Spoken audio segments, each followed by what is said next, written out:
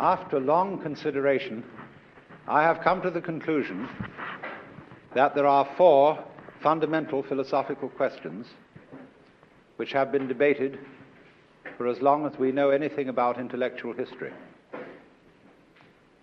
The first one is who started it? The second is, are we going to make it? The third is, where are we going to put it? The fourth is, who's going to clean up? But when you consider all of these together, they prompt a fifth question, which is perhaps more fundamental than all of these. Is it serious? And when we say to the doctor about someone we love who is in some ghastly kind of sickness, "Doctor, is it serious?" that means, is the person in danger of his life? Because it is almost the fundamental supposition of Western thought, at any rate, that life is serious, that we have an obligation to survive, and that there is therefore something shameful about dying. Life, in other words, is not a game. If it is a game, the first rule of this game is that this game is serious. I remember some years ago counseling a woman much older than myself who was afraid of dying. And she wanted to know why she was afraid. She couldn't figure it out. And we had a long discussion, and she was clear that it wasn't the idea of being annihilated, and she'd really outgrown her childhood fears of hell. She wasn't really terrified by the pain of death. But she said, "Do you know, I finally realize, I think what it is, I'm afraid of what people are going to say."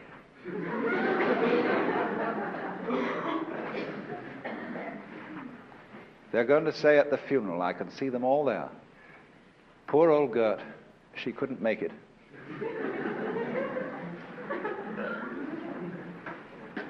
Because, you see, we all labor under this obligation to live. And this comes from our earliest training in childhood, where we are taught that we must live. And it comes about in very odd ways. We run into a basic confusion about the meaning of the word "must." And the confusion is as to whether this word expresses a state of affairs, a condition that is, or whether it's a precept, a commandment. In order to be human, you must have a head. That's obviously not a precept. Nobody ever attempted to have a head. But when a mother says to a child, "Darling, you must go to sleep. It's for your health," this is taken by the child as a commandment. And so the child tries to go to sleep, which is an infallible method of staying wide awake. So likewise, you must have a bowel movement every morning after breakfast. This too is taken as a commandment, instead of simply a condition of being healthy. The worst one of all is the commandment, "You must love me." Not, "Darling, of course, because I say so, but I would only want you to do it if you really want to." Now that is one of the most discombobulating, subversive things that you can ever say to another human being. "You must love me." In other words, I command you to do something which will be acceptable only if you do it voluntarily. And so imagine it, how often this happens when one spouse says to the other, "Darling, do you really love me?" What answer are you looking for? I am trying my very best to do so.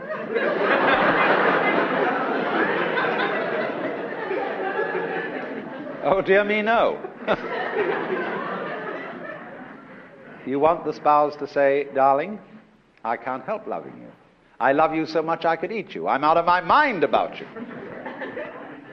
In other words, you want them to express a state of affairs which is, as a matter of fact, anything but voluntary. You want the person who loves you to say that they love you in the same way as they exist. They didn't ask to exist, they can't help it, and there it is, for better or for worse. And that is one of the basic paradoxes in which we all get tied up, and it's called, been christened by the ethnologist Gregory Bateson, the double bind. And we're always being tied up in this thing. And I gave you one right at the beginning when I started speaking. The first rule of this game is that it's not a game. The supposition of this drama is that it's not a play. Of course, every great actor will try to put that over on you. You know that here stands the proscenium arch when there's a performance going on, and that what happens on the stage is in jest, is in play. It isn't somehow real. And yet the actor is going to use all the skill that he has to convince you that what's going on the stage is real life. He wants you on the edge of your seats with anxiety. He wants you crying. He wants you laughing, because he's taken you in completely. Now, the Hindu theory of the cosmos is precisely this, that the universe is a play, a dramatic act, which they call Leela, whence our word lilt. Leela means play or sport, and the universe is looked upon as the playfulness of the Godhead, who is playing a game of hide and seek with himself. And that every so often he pretends that he's not himself and that he's all of us, not only the human beings, but the animal beings, the angelical beings, the diabolical beings, the vegetable beings, the mineral beings. Every kind of being that there is, he hides from himself in these forms. And then after 4,320,000 years, which is the basic reckoning unit of the ingoings and the outgoings of the cosmic game, the Supreme Self, the witch than which there is no witcher, wakes up and discovers who he is after all. And that's great. What a relief. Because in the end, the thing becomes a nightmare. It becomes a tragedy. And the universe finally blows up in the awful awfuls, just as it does for each of us individually when we die. But there, behind the great show, is the actor. And this idea is, of course, fundamental to all the conventions of the stage, because the whole notion of the stage, of the drama, is that the actor comes out not as himself, but as a persona. And the word persona in Latin means that through which the sound passes, and refers specifically to the mask worn by actors in classical drama, a mask with a mouth shaped in the form of a megaphone so that it would project the sound in an open-air theater. And so, at the beginning of a play, the dramatis personae is the list of masks that are to be worn by the actors. And by a curious inversion of the meaning of words, the word person has come to mean not the mask, but the real thing. Harry Emerson Fosdick wrote a book called How to Be a Real Person. That is correctly styled, How to Be a Real Fake. In other words, how to be a good actor. But it disquiets us, doesn't it? The idea that the whole world might be a big act. We are also in social life a bit disquieted when we get into the company of stage people, people in showbiz, because we are not sure whether in real life they are still acting. Who are you? That's the great question. One of the most magnificent Indian sages of modern times, Sri Ramana, always faced people with this question. When people came to him and said, "O Master, who was I in my past incarnation? Will I be reincarnated again?" etc., etc., he always used to say, "Who is it that asks? Who are you?" And he asked this question. I've got a photograph of this man. I never met him, but I know lots of people who did. And he has a funny look in his eyes, a curious twinkle. And you can feel those eyes from the very photograph going right through you, not with judgment, not with condemnation, but with a kind of a wicked, humane twinkle. In other words, it says, "Listen, buddy, don't fool me.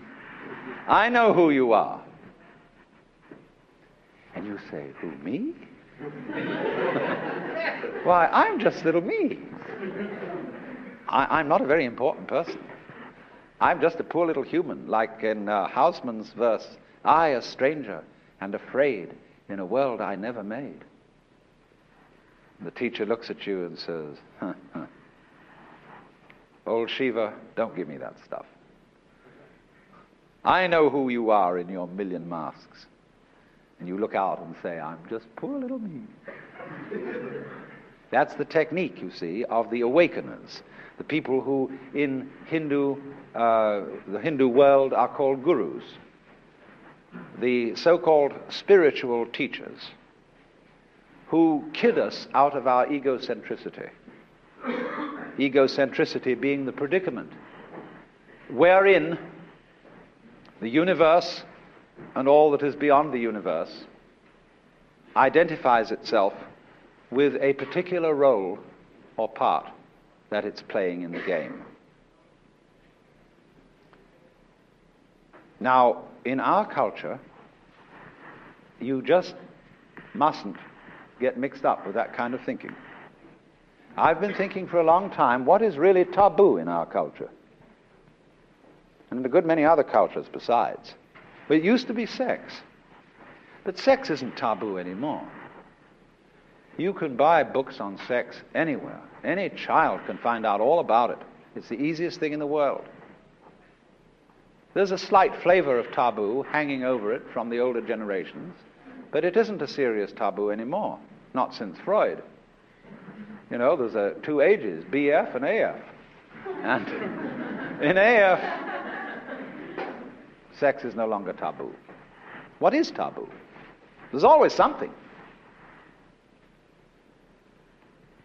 The real taboo is what the Hindus call, in their immortal phrase, Tat Tvam Asi, which means, that art thou. You, lurking behind the mask of being an impermanent human person, are really responsible for the whole thing. But if anybody claims that in our culture, we put them straight away into an asylum. That is the very hallmark of insanity. But in India, if somebody suddenly wakes up one morning and says, "My goodness, I'm God," everybody says, instead of "You're crazy" or blasphemous, they say, "Congratulations, at last you found out."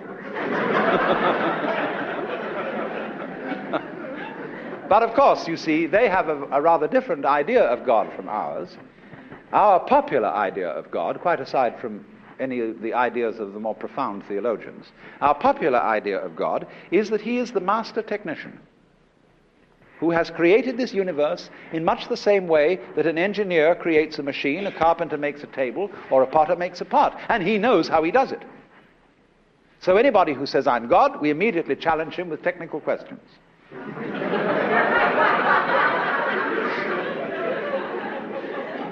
If you are God, how did you create the universe in 6 days?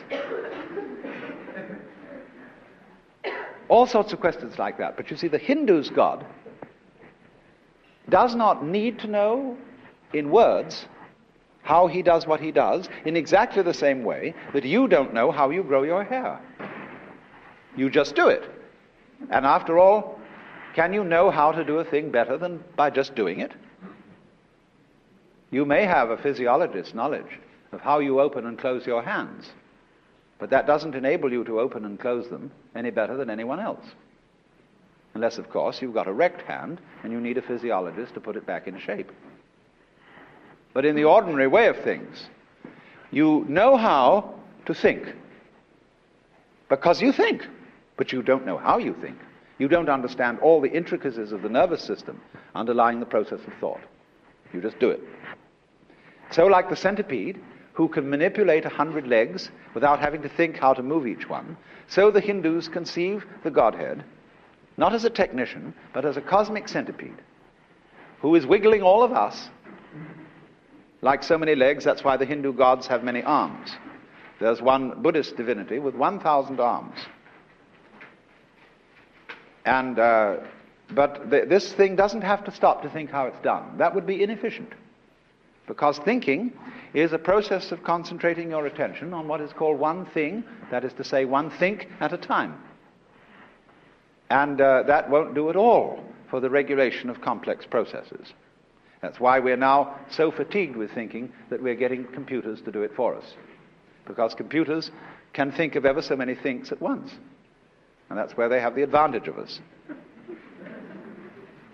So a Hindu, therefore, feels no kind of blasphemy or inconsistency or insanity in suddenly realizing that he is basically what there is. That you aren't directly aware of this, of course, just in the same way that you're not directly aware of your brain structure. Nor are you aware of the incredibly subtle, interconnected system of relationships, balances, networks, whereby your brain is part and parcel of the whole physical universe and exists with it in the same kind of togetherness as a front exists with a back. So in this sense, you see, we are all something that everything is doing. Every wave is the ocean waving, the whole ocean waving, announcing its presence. So in the same way, each one of us is a waving of all that there is, saying, yoo-hoo, here I am. Only, it comes and it goes. All waves come and go. They have their ups and their downs. And we have our ups and our downs. When we're up, then we suddenly see John Doe. When we're down, there's just a corpse. Then whoops, it comes up again as Mary Smith. And whoops, it goes down. And so it goes. Like the sparks in the soot on the back of the fireplace. In and out, in and out, in and out. Everyone different than the one before, and yet somehow the same. Now, as I said, in the Hindu view of the cosmology, this is a drama. And that means its basic spirit is playful. It is a game. But the difficulty that we have in understanding this idea is that we don't distinguish between the many connotations of the word play or game. A lot of people say to me when I produce this idea, do you mean it's only a game? That all this is somehow therefore trivial? And I say no. Look, when you go to listen to a great pianist play the Beethoven sonatas, you are actually going to an entertainment. You pay entertainment tax to get in. But you wouldn't say, would you, that this was mere entertainment? There is something about music which is beautifully illustrative of the point that I'm making. Because music is sheer and total play. The highest music that both West and East have produced has no meaning beyond itself. That is to say, Mozart sonatas do not imitate the sound of charging horses, tinkling brooks, or screeching factories. They convey no social message. They are pure delight in complex orders of sound, almost mathematical. And you see, music is purposeless in the sense that it has no direction. It is not designed to arrive somewhere. I mean, if the point of music or of any musical composition were to arrive, that is to say, to reach the finale, the best conductors would be those who got there the fastest. And in the same way with the dance. The dance is a high and lofty art. It is not mere entertainment. But when we dance, we do not dance with the object of reaching a particular position on the floor. You see, we could go straight there and cut out the dance. In music and in dancing, the point of it is always the going along of it in a kind of continuing present. Now, what about the world? Let's take a look at nature. Is this a musical thing, or is it a compulsively purposive thing? Look around at the creatures. The vast variety of insects, the amazing multiplicity of plant forms, of bacteria. Look at the stars, the nebulae at night. This tremendous prodigality, this profusion of energy. If we ask the question, what is it all for? I think this is the wrong question. It sort of doesn't need that question. It answers itself. Just as when you listen to music, you don't ask, do you, what does this mean? You just dig the sound. You swing with it. And so in exactly the same way, the world may be seen in all the multiplicity of its creatures as fabulous. G.K. Chesterton once made a very profound remark when he said it's one thing to wonder at a fabulous creature like a gorgon or griffin that doesn't exist, but it is of a much higher order to wonder at a rhinoceros, a creature that does exist and looks as if it doesn't.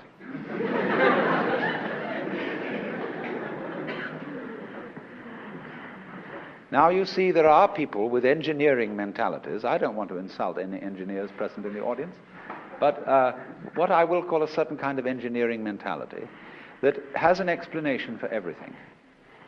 Namely, that butterflies have those big eyes on their wings as a kind of survival dodge, that chameleons change color in order to affect something or other. Or they have another way round of putting this same point, which is that because certain butterflies had eyes on their wings, they frightened the birds more than other kinds of butterflies and therefore survived. Everything, in other words, is nature is approached from the standpoint of an efficiency expert. And the idea is that there is an instinct to survive. This is the same old compulsion I was talking about. You must go on surviving. But actually,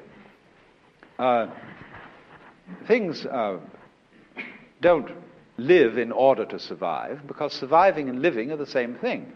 You survive until you don't. And that's that. It seems to me altogether more rational to look upon this amazing profusion of existence as poetic and musical, and therefore as playful. But in order to be a good play, it has to have an element and a subordinate element of seriousness in it. That is to say, we can't have a good stage play without introducing a villain. And the villain has to be convincingly played. There has to be a real big act, and everybody gets afraid of that villain. That's absolutely essential. So in the same way, there has to seem about life an element, a very convincing element indeed, of the ultimately tragic. Only the big question is it so? Put it in another way, is the universe a system in which there can occur an irretrievable mistake, as indeed the Christians have conceived in the idea of eternal damnation? That is one of the most extraordinary ideas ever hatched out of the brain of man, that there might be the possibility of things going wrong forever and ever and ever.